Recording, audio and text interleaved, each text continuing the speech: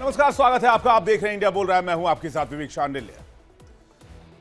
महज 9 महीने के दूसरे कार्यकाल के बाद डोनाल्ड ट्रंप के हाथ से अमेरिका का रिजीम फिसलने लग गया है। अमेरिकन ने साफ कर दिया है कि मनमानी तानाशाही नहीं चलने वाली है। बेहिसाब टैरिफ नहीं चलेगा। अमेरिका में मेयर चुनाव कराए गए और जो जनादेश आया उससे डोनाल्ड ट्रंप की कुर्सी हिल गई है। जोहरान ममदानी जो कि डेमोक्रेट उम्मीदवार हैं, उनकी जीत ने संकेत दिया है कि अमेरिकी जनता का डोनाल्ड ट्रंप के प्रति मोहभंग हो रहा है। महज 9 महीनों में ऐसा बदलाव आया कि कई लोग उनके कट्टर समर्थकों से दूरी बनाने लगे हैं। तो क्या यह डोनाल्ड ट्रंप के राजनीतिक करियर के डाउनफॉल की शुरुआत है? आज इसी पर चर्चा करेंगे। जानेंगे कि डोनाल्ड ट्रंप के लिए कितना बड़ा सेटबैक है। और सिर्फ मेयर चुनाव ही नहीं हारे डोनाल्ड ट्रंप, 2 गवर्नर के चुनाव भी हार गई उनकी पार्टी। तो क्या डोनाल्ड ट्रंप के हाथ से अब अमेरिका फिसल रहा है? और क्या मिड टर्म इलेक्शन में डोनाल्ड ट्रंप हारने जा रहे हैं? करेंगे डिटेल से इस पर बातचीत। हर एक डिटेल आपको एक्सप्लेन करेंगे। साथ ही साथ करेंगे इंटरनेशनल डिबेट। अमेरिका से लेकर हिंदुस्तान तक हर जगह से हमारे साथ गेस्ट जुड़ेंगे। अमेरिका के चुनाव में डोनाल्ड ट्रंप की कुर्सी हिल गई। न्यूयॉर्क सिटी मेयर के चुनाव में भारतीय मूल के 34 साल के जोहरान ममदानी ने जीत हासिल कर इतिहास रच दिया। ममदानी न केवल न्यूयॉर्क के पहले मुस्लिम मेयर बने हैं, बल्कि पिछले 100 साल में सबसे युवा मेयर भी बने हैं। लेकिन डोनाल्ड ट्रंप ने ममदानी को रोकने के लिए एक राष्ट्रपति के तौर पर अपनी पूरी ताकत लगा दी। न सिर्फ ममदानी को धमकाया, बल्कि वोटर्स से भी साफ कह दिया कि अगर ममदानी को वोट किया तो फिर ठीक नहीं होगा। लेकिन इतना सब कुछ करने के बावजूद डोनाल्ड ट्रंप जिसको सपोर्ट कर रहे थे वो भी चुनाव हार गए और रिपब्लिकन पार्टी के नेता भी चुनाव हार गए। और मतदाताओं ने सीधी और साफ लकीर खींच दी कि धमकी की, तानाशाही की राजनीति नहीं चलेगी। ममदानी ने अपने सोशलिस्ट एजेंडे और जनसामान्य की बात करके 50% से ज्यादा वोट हासिल किए, जिसमें 10 लाख से ज्यादा लोगों ने उनका साथ दिया। सिर्फ न्यूयॉर्क ही नहीं, वर्जीनिया और न्यू जर्सी के गवर्नर चुनाव में भी डेमोक्रेट्स ने बाजी मारी, जहां भारतीय अमेरिकियों का, इंडियन डायस्पोरा का खासा प्रभाव रहा है। आर्थिक मंदी और ट्रंप के नेतृत्व पर उठते सवालों के बीच भारतवंशी वोटर्स भी अमेरिकी राजनीति का एक बड़ा फैक्टर माने जाते हैं। तो क्या मिड टर्म इलेक्शन से पहले डोनाल्ड ट्रंप के लिए खतरे की घंटी नहीं है? मैं कहता हूं है, क्योंकि डोनाल्ड ट्रंप अपने सेकेंड रिजीम के पहले लिटमस टेस्ट में फेल हो गए हैं। इस राजनीतिक लहर का विश्लेषण आपको दिखाते हैं और समझते हैं कि आखिर क्या चल रहा है डोनाल्ड ट्रंप के लिए सियासी मैदान में। पहले जोहरान ममदानी और बाकी जो कैंडिडेट थे उनको वोट कितना मिला ये देखिए। जोहरान ममदानी को 50% से ज्यादा, 50.4% वोट मिले। 10 लाख से ज्यादा लोगों ने वोट किया। एंड्रू कुओमो को, जिसको सपोर्ट कर रहे थे डोनाल्ड ट्रंप, वो दूसरे नंबर पर है। 41% वोट के साथ 8.5 लाख वोट मिले। और रिपब्लिकन पार्टी के उम्मीदवार, जिस पार्टी से डोनाल्ड ट्रंप आते हैं, कर्टिस सिल्वा, 7.1% वोट ही हासिल कर पाए, महज 1,45,000 वोट। न्यूयॉर्क में ममदानी की सफलता ने अमेरिकी राजनीति में एक नए सवाल को जन्म दिया है। क्या डेमोक्रेट्स को ट्रंप के खिलाफ जनता से सीधा जुड़ने वाला रास्ता अपनाना चाहिए, या डोनाल्ड ट्रंप की लोकप्रियता नेस्तनाबूद हो चुकी है? क्योंकि न्यूयॉर्क के अलावा वर्जीनिया और न्यू जर्सी के गवर्नर पद का चुनाव भी डेमोक्रेट उम्मीदवारों ने जीत लिया। वर्जीनिया में डेमोक्रेट उम्मीदवार एबिगेल स्पैनबर्गर ने जीत हासिल की और पहली महिला गवर्नर बनने का गौरव हासिल किया। वहीं भारतीय मूल की डेमोक्रेट गजाला हाशमी ने रिपब्लिकन उम्मीदवार जॉन रीड को मात देकर वर्जीनिया की लेफ्टिनेंट गवर्नर पद की दौड़ में ऐतिहासिक जीत हासिल की। इसके साथ ही भारतीय अमेरिकी जे सिंह ने भी शानदार प्रदर्शन करते हुए वर्जीनिया हाउस ऑफ डेलीगेट्स की डिस्ट्रिक्ट 26 सीट पर जीत हासिल की। वहीं न्यू जर्सी में मिकी शेरिल ने रिपब्लिकन उम्मीदवार जैक सियाफ्रेली को हराकर पार्टी का दबदबा स्थापित कर दिया। अब इसके मायने क्या हैं, ये समझिए। पहले उन कैंडिडेट्स के बारे में बताते हैं जिन्होंने चुनाव जीता है। एबिगेल स्पैनबर्गर वर्जीनिया में गवर्नर का चुनाव जीती, राज्य की पहली महिला गवर्नर बनी, रिपब्लिकन नेता विंसम और सीयर्स को हराया और 56.9% यानी 18 लाख से ज्यादा वोट हासिल किए। जनवरी 2026 में पद संभालेंगी। अब तक 74 पुरुष इस पद पर रह चुके हैं। फिर बारी आती है इंडियन अमेरिकन गजाला हाशमी की। वर्जीनिया प्रांत में लेफ्टिनेंट गवर्नर चुनी गई, उन्हें 52.4% वोट मिले। रिपब्लिकन नेता जॉन रीड को बड़े अंतर से हराया। वर्जीनिया सीनेट में सेवा देने वाली पहली मुस्लिम महिला है। 2019 में सियासत में एंट्री मारी थी। 2019 में राज्य सीनेट चुनाव जीतकर इतिहास भी रचा था। फिर बारी आती है डेमोक्रेट नेता मिकी शेरिल की। न्यू जर्सी के गवर्नर पद के लिए चुनाव जीता रिपब्लिक उम्मीदवार और जैक सियाट्रेली को इन्होंने हराया। 4 बार अमेरिकी संसद में सदस्य रही है। न्यू जर्सी में लगातार तीसरी बार डेमोक्रेटिक पार्टी ने गवर्नर पद हासिल किया है। अमेरिका में गजाला हाशमी जोहरान ममदानी की जीत की चर्चा भारत में काफी हो रही है। ये दोनों ही भारतीय मूल के हैं जिन्होंने अमेरिका में अपनी एक अलग पहचान बनाई है। ऐसी पहचान कि आज अमेरिका के लोग उन्हें अपना नेता मान चुके हैं। इसके अलावा जे सिंह जिन्होंने Virginia house of delegates district 26 से चुनाव लड़ा और उनकी जीत हासिल हुई। जनवरी में वर्जीनिया जनरल असेंबली में वो चुने गए थे। इसके अलावा भारतीय मूल के आफ्ताब पुरेवाल ने एक बार फिर इतिहास रचा। वो भी अमेरिका के ओहायो राज्य के शहर सिंसिनाटी के मेयर चुनाव में दोबारा जीत गए। यहां पर उन्होंने रिपब्लिकन उम्मीदवार कोरी बॉमन को हराया, जो अमेरिका के उपराष्ट्रपति जेडी वांस के सौतेले भाई हैं। डेमोक्रेट्स की इन जीतों ने यह बता दिया है कि डोनाल्ड ट्रंप के दूसरे कार्यकाल में यह पहला बड़ा लिटमस टेस्ट था जिसमें वो फेल हो गए हैं। और पॉलिटिकल मैसेज क्लियर है कि अमेरिकन्स या अमेरिका में रहने वाले जितने भी दूसरे देश के लोग हैं, इंक्लूडिंग इंडियन अमेरिकन्स, वो उनसे खुश नहीं। डेमोक्रेटिक नेताओं ने इन नतीजों को पार्टी के लिए उम्मीद बताया। एक बयान में पूर्व राष्ट्रपति बराक ओबामा ने कहा, जब हम मजबूत भविष्य दृष्टि वाले नेतृत्व के साथ जनता के असली मुद्दों पर एकजुट होते हैं तो जीत होती है। ये उसी का सबूत है। वहीं अमेरिकी राष्ट्रपति डोनाल्ड ट्रंप ने रिपब्लिकन पार्टी की ताजा चुनावी हार पर दूरी बना ली है।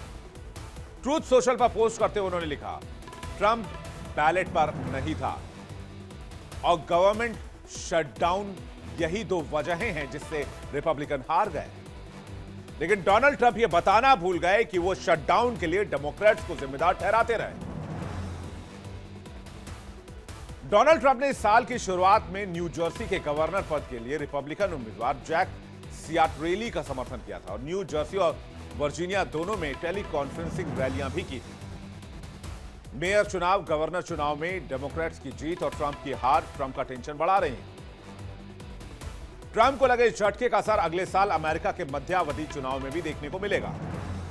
Democratic party house of Republic यानी कि अमेरिकी संसद के निचले सदन में दोबारा बहुमत पाने की कोशिश करेगी और अगर ऐसा हुआ तो ये ट्रंप के लिए सबसे बड़ा सेटबैक होगा। ट्रंप की प्रवासी विरोधी आव्रजन नीति, डिपोटेशन की नीति, हार्वर्ड जैसी प्रतिष्ठित यूनिवर्सिटी से फंडिंग को लेकर तकरार, भारत के साथ रिलेशन, भारत के ऊपर 50% का टैरिफ, भारत के मेडिसिन पर 100% का टैरिफ इन चुनावों में बड़ा मुद्दा रहा है और इस कारण ट्रंप की लोकप्रियता का जो रेटिंग रही है वो भी औंधे मुंह गिरी है।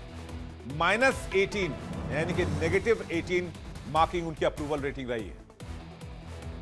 न्यूयॉर्क की आबादी की अगर बात की जाए तो यहां की आबादी 85 लाख के करीब है और इसमें भारतीय मूल की जनसंख्या भी करीब 8 लाख के करीब है, यानी तकरीबन 10% भारतीय हैं। न्यूयॉर्क की 85 लाख आबादी में करीब 33 लाख प्रवासी हैं जो ट्रंप की नीतियों के मुखर विरोधी रहे हैं और यही लामबंद हो गए, क्योंकि अमेरिका में हर 2 साल में मिड टर्म इलेक्शन भी होता है जिसमें कांग्रेस के सदस्यों का चुनाव होता है। यह राष्ट्रपति चुनाव से थोड़ा अलग होता है और इसमें राष्ट्रपति की सरकार की लोकप्रियता का भी आकलन होता है। अगर इस बार डोनाल्ड ट्रंप मिड टर्म में हार जाते हैं तो इसका मतलब होगा कि उनके समर्थकों की ताकत कमजोर हो गई है और विपक्षी दलों को बढ़त मिल गई है। इससे अमेरिकी राजनीति में संतुलन बदल सकता है और ट्रंप की वापसी की राह भी मुश्किल हो सकती है।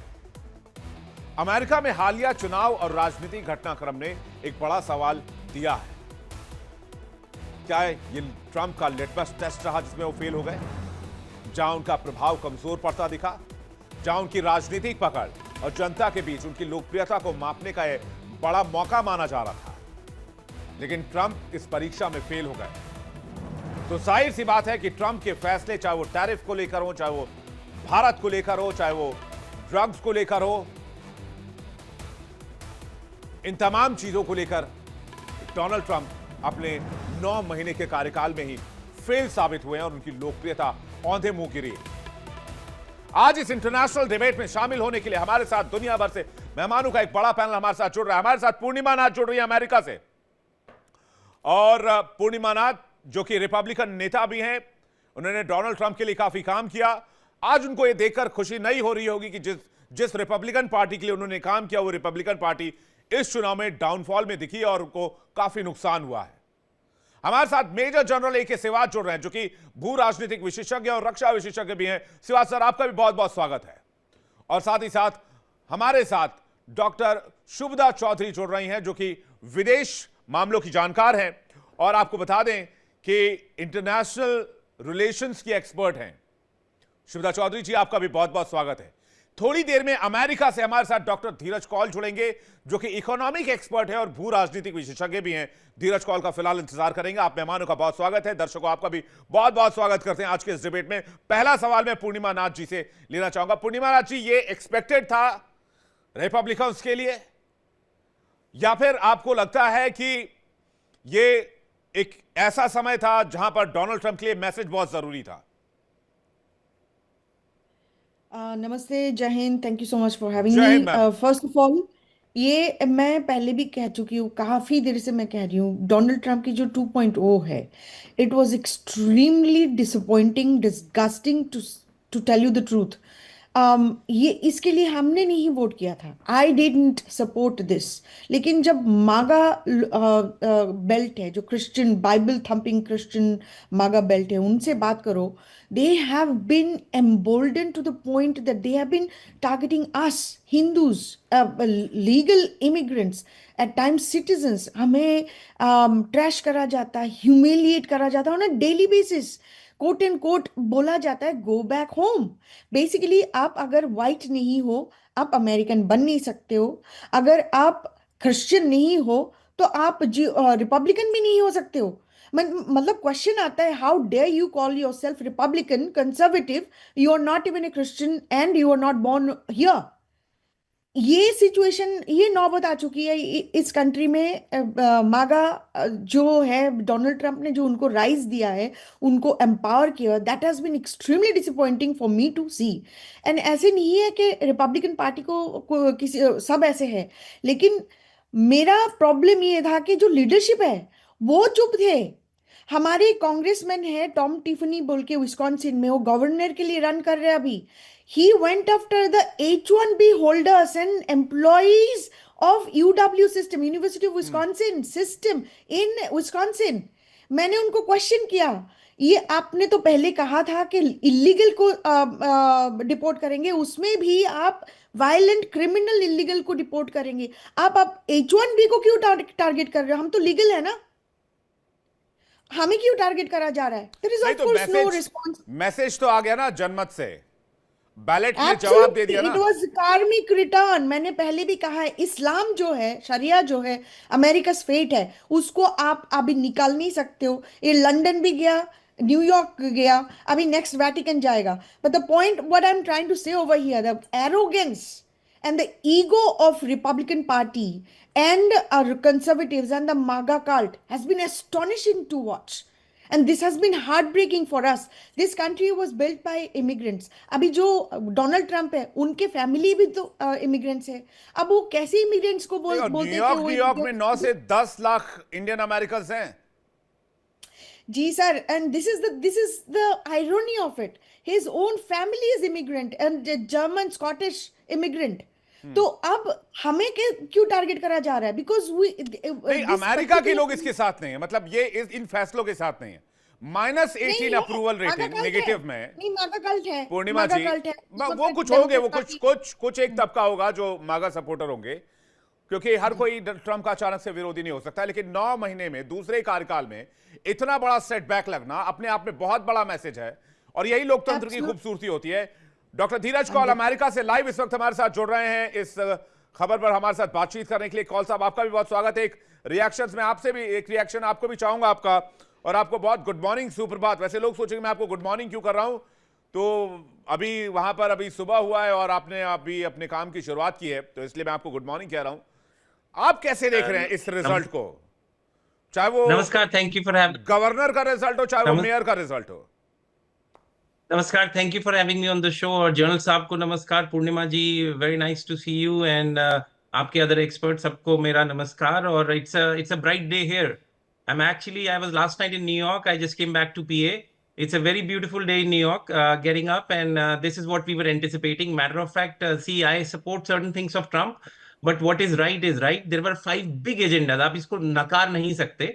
5 बड़े एजेंडा थे जिसके ऊपर उन्होंने रन किया, और मेरी खुद की फैमिली के आधे लोगों ने उनको वोट भी किया, जो यंग हैं, जेनजीज हैं, इवन मिलेनियन, मेरे एज के ग्रुप के अधिकांश से ज्यादा लोगों ने उनको वोट किया। ऑल दो I must say Indian American community ने उनके खिलाफ वोट किया, जो न्यूयॉर्क बेस्ड है, और प्रचार भी किया कुमो के सपोर्ट में। लेकिन कुमो का बैगेज बहुत बड़ा था, तो उसको I I kind of welcome this result. लेकिन मैं आपको क्विकली 5 पॉइंट बता देता हूं जिसको लेकर ये एग्जैक्टली जीते हैं एज ऑफ द सेंसस, जिसके अंदर टॉप 5 थिंग्स थी। और इन्होंने बिल्कुल एक अच्छा कैंपेन के थ्रू इन्होंने रन किया, और उसमें इन्होंने फोकस किया जो हमारे एक्यूट मुद्दे हैं न्यूयॉर्क के। जियोपॉलिटिक्स को साइड पे रख दीजिए, जिसके अंदर अगर मैं आपको बताऊं मुद्दे वाइज मुद्दे, तो first one was the inflation.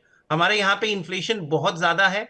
Housing affordability और टेनेंट प्रोटेक्शन नंबर 1, क्योंकि यहाँ पे न्यूयॉर्क के अंदर अगर आप $1 लाख प्रति साल कमाते हैं तो आप पुअर हैं, with POOR। Can you believe this? Inflation इतनी ज्यादा है, आप रेंट अफोर्ड नहीं कर सकते। एक 2 बेडरूम अपार्टमेंट के लिए भी आपको $3,500 देना पड़ जाएगा। आपके पास टैक्सेस के बाद कुछ नहीं बचेगा। Number 2 was the public transport. जब मैं न्यूयॉर्क में आया था right after high school, it was around $1 for transport. अब हमें आने जाने में $5 लग जाते हैं, जो कि मिडिल क्लास और लोअर मिडिल क्लास के लिए बहुत बड़ी प्रॉब्लम है। तो उन्होंने फ्री पब्लिक ट्रांसपोर्ट, कुछ दिल्ली मॉडल का काम किया। इसके अलावा universal child health and supporting working families, क्योंकि देखिए न्यूयॉर्क के अंदर baby sitting is very expensive, $30 $25 प्रति घंटा। और अगर चाइल्ड केयर पे चले जाएं तो भी काफी एक्सपेंसिव होता है। जो मीडियन एवरेज इनकम है $60,000 से $80,000, उसमें अफोर्ड करना ऑलमोस्ट इम्पॉसिबल है। पेरेंट्स को 2 से 3 जॉब्स करनी पड़ती हैं। अमेरिकन ड्रीम तो बहुत दूर की बात है। चौथा पॉइंट था सिटी ओन्ड ग्रोसरी स्टोर्स, क्योंकि यहाँ पे इन्फ्लेशन ज्यादा है। सिटी अपने खुद के अब राशन स्टोर्स बनाएगी, जहां पे हम लो कॉस्ट में गुड क्वालिटी फूड देंगे। इसके अलावा था फिफ्थ, जो कि पब्लिक सेफ्टी रिफॉर्म था और कम्युनिटी सेफ्टी थी। नाउ ये जो एरिया है, दिस इज वेरी टची, क्योंकि हुआ क्या कि बेसिकली वायलेंस काफी बढ़ गया। Illegal, I keep repeating my self, illegal immigration के एक कंटेंस्ट में हुआ। और फेंटनिल की वजह से, मैं खुद फिजिशियन हूं, बहुत लोग मरते हैं, हजारों में, 10s of thousands of people die from Chinese imported fentanyl। Crime बढ़ चुका था। लेकिन इन्होंने क्या बोला? इन्होंने बोला हम पुलिस को गार्बेज मॉनिटरिंग के लिए, पुलिस को डोमेस्टिक वायलेंस के लिए, पुलिस को होमलेसनेस के लिए नहीं रखेंगे, हम उनको क्राइम पे फोकस करेंगे, और सोशल वर्कर और साइकोलॉजिस्ट की एक नई टीम बनेगी। ये बात सच है। पिछले 15 साल से न्यूयॉर्क के अंदर कॉप्स का नंबर फ्रोजन है, 30,000। ऑल्दो आबादी न्यूयॉर्क की अगर आप पकड़े तो ऑलमोस्ट 9 मिलियन, 8.9 मिलियन है, जिसके अंदर 38% इमिग्रेंट्स हैं। इस बात को समझिए, 38% इमिग्रेंट है, और वो 38% इमिग्रेंट्स के कोई ना कोई रिश्तेदार लीगल इमिग्रेशन या इलीगल इमिग्रेशन के थ्रू आ रहे थे। पूर्णिमा जी ने बहुत इंपॉर्टेंट बात नोट की और बोला, देखिए इलीगल इमिग्रेशन के खिलाफ, मैं ऐसे ऐसे लोगों को जानता हूं जो खुद इलीगल थे, वो इलीगल इमिग्रेशन के खिलाफ थे। लेकिन लीगल इमिग्रेशन के एक फैमिली जिसका 30 साल से एक बूढ़ा बाप टैक्स पे कर रहा है, उसको घर से आइस उठा के ले जा रही है, छोटे छोटे बच्चों को निकाल रही है, तो इससे कहीं वो स्विंग वोटर्स, जो पेंसिल्वेनिया स्टेट में भी आप देख लीजिए, जर्सी के अंदर आपने रिजल्ट देख लिए क्या है, उनके ऊपर बहुत इफेक्ट पड़ा। उन्होंने बोला अमेरिका डजंट स्टैंड फॉर एक दिस चीज ब्रूटैलिटी। जी, आप कह रहे हैं स्थानीय मुद्दे हावी रहे हैं, चलिए मैं आपकी बात न्यूयॉर्क के लिए मान लेता हूं, फिर न्यू जर्सी और वर्जीनिया को लेकर क्या कहेंगे? जितने भी डेमोक्रेटिक उम्मीदवार हैं सब जीत गए। करेक्ट, न्यू जर्सी में बहुत बड़ी मात्रा में सभी जीत गए। तो ये तो जियोपॉलिटिकल सिचुएशन से कनेक्ट होगा ना? एब्सोल्युटली। न्यू जर्सी के अंदर बहुत सारे इमिग्रेंट हैं, बहुत बड़ी आबादी में इमिग्रेंट रहते हैं, उनके रिश्तेदार हैं। उन्होंने बिल्कुल लीगल इमिग्रेशन के खिलाफ जो क्रैकडाउन हुआ है, मैंने आप ही के शो पे कुछ दिनों पहले भी बताया था, F1 स्टूडेंट वीजा की एक्सेप्टेबिलिटी रेट अब हाफ हो गई है। टूरिस्ट वीजा अब नेक्स्ट टारगेट होगा, आप देख लेंगे दुनिया भर से, अब कनाडा में भी यही चीज हो रही है। और तीसरी बात, इन्फ्लेशन, जो एक बहुत बड़ा मुद्दा था जिसको लेके स्विंग वोटर्स ने ट्रंप को वोट किया। नहीं, स्विंग वोटर इन्फ्लेशन तो is a genie out of the box. Swing voter Donald Trump को सबक सिखाना चाहता था, रिपब्लिकन्स को सबक सिखाना चाहता था। एब्सोल्युटली, इन्फ्लु- जी। Absolutely, you are right, you are right, you are abs. और मैटर ऑफ फैक्ट, मैं अगर मागा की बात करूं तो मागा के जो लोग हैं, आप भूलिए मत, आप एक बात को भूल रहे हैं, अमेरिका के अंदर जो गरीबी रेखा से नीचे के लोग हैं जिनको स्नैप बेनिफिट्स मिलते हैं, वो इस टाइम उनको नहीं मिल रहे। और इस वजह से लोगों के अंदर बहुत रिजेंटमेंट आ रहा है कि हमें खाने को कुछ नहीं है। Matter of fact, governors of every क्योंकि स्टेट आर अमेरिका में, रिलीजिंग अमेरिका के इतिहास का 1 month। लार्जेस्ट शटडाउन इस वक्त जारी है, जो करेक्ट 35 डेज करेक्ट, को क्रॉस गवर्नमेंट कर गया शटडाउन है। तो ये बहुत गंदा इफेक्ट दे रहा है। और अब आप देखेंगे एक तरीके का नेगेटिव सेंटिमेंट शुरू हो चुका है रिपब्लिकन पार्टी के खिलाफ। रिपब्लिकन पार्टी में कुछ अच्छे लोग भी हैं, अनफॉर्चुनेटली इसके थ्रू आ जाएंगे, वो इसमें फंस बिल्कुल। जाएंगे। मैं शिवाज सर और शुभदा चौधरी के पास जा रहा हूं। पहले शिवाज सर, आप कैसे असेस कर रहे हैं इस रिजल्ट को, अमेरिका में और डोनाल्ड ट्रंप के खिलाफ, रिपब्लिकन के खिलाफ जो ये जो मैंडेट आया है?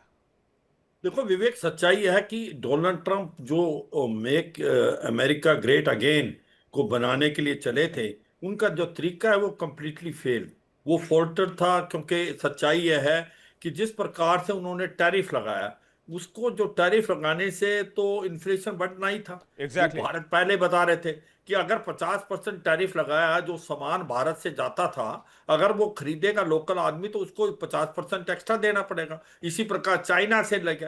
तो जो मेक इन ग्रेट अमेरिका का मुद्दा सोचा था वो तो हुआ नहीं। हुआ क्या कि लोगों ने परेशान हुए, इन्फ्लेशन बढ़ा, अनएम्प्लॉयमेंट बढ़ने लगी, मैन्युफैक्चरिंग तो इतनी जल्दी आने वाली नहीं अमेरिका में। प्रॉब्लम क्या है कि वहां पर कनाडा कॉस्ट से ऑफ बड़ी लेबर, मात्रा में फ्रूट्स वेजिटेबल, मैक्सिको से बड़ी मात्रा में फ्रूट्स वेजिटेबल और बाकी चीजें जाती हैं, उन हाँ सब पे बिल्कुल, इन्फ्लेशन बढ़ गया। इन्फ्लेशन बढ़ गया। तो इसका मतलब यह है जो लोग थे उनको पहले ही इन्फ्लेशन ज्यादा था, उनको बहुत मार पड़ी और उनको ने मन बना लिया कि अब डोनाल्ड ट्रंप की ये जो स्ट्रेटजी है इसके अंदर बहुत ज्यादा कमी है। और मुझे लगता है डोनाल्ड ट्रंप इसको समझने को तैयार नहीं है। वो अपने ही धुन में, क्योंकि ट्रांजिशनल लीडर हैं, वो अपने ही धुन में रहते हैं। उनको ये नहीं पता चला कि ये जो लीगल माइग्रेशन हुई है, जिसमें लोग आके अमेरिका में बस के हैं, जिस प्रकार से अमेरिका बनाई है लीगल माइग्रेशन से, यूरोप से पहले आए थे, अब इंडिया मूल के और बाकी एशियन मूल के हैं, उनको भी एक प्रकार से प्रेशराइज किया गया, उनको भी एक प्रकार से तंग किया गया। तो वो एक इलीगल और लीगल माइग्रेशन के बीच में जो गैप होना चाहिए वो नहीं,